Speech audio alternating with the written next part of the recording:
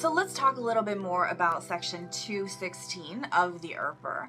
So what a lot of refusal letters say is that based on Section 216, I'm not satisfied that you'll leave Canada at the end of your stay based on XYZ. So there's a lot of different sort of sub-reasons that officers will use, and we'll talk about a few of them today. So one of those is, I do not believe you'll leave Canada at the end of your stay based on the purpose of your visit.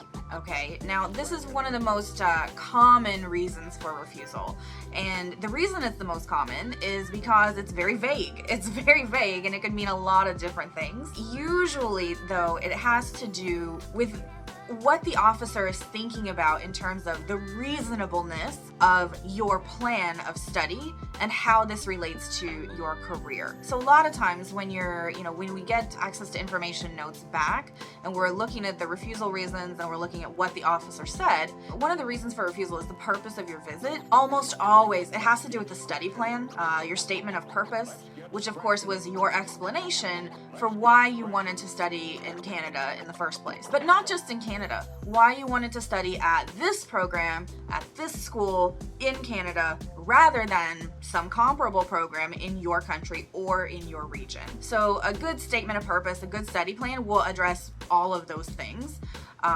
If the study plan was not well thought out, not well documented, not well explained, and sometimes, honestly, even when it was, this is really frequently one of the reasons that a study permit application is refused. So purpose of your study, or rather purpose of your visit, what the officer means when they say that in the refusal letter is that they don't understand why you need to come to Canada to do this. It doesn't really make sense to them based on what you submitted in the application. Now, of course, your statement of purpose might have been great, but was it well documented? Did you demonstrate what you said in your very, very well-written letter? Because if not, it's just a bunch of empty words. It's really important to avoid a refusal based on the purpose of your visit, to really, number one, well explain things, make sure it's crystal clear what you're trying to do, and number two, to document and provide evidence for whatever it is that you're saying.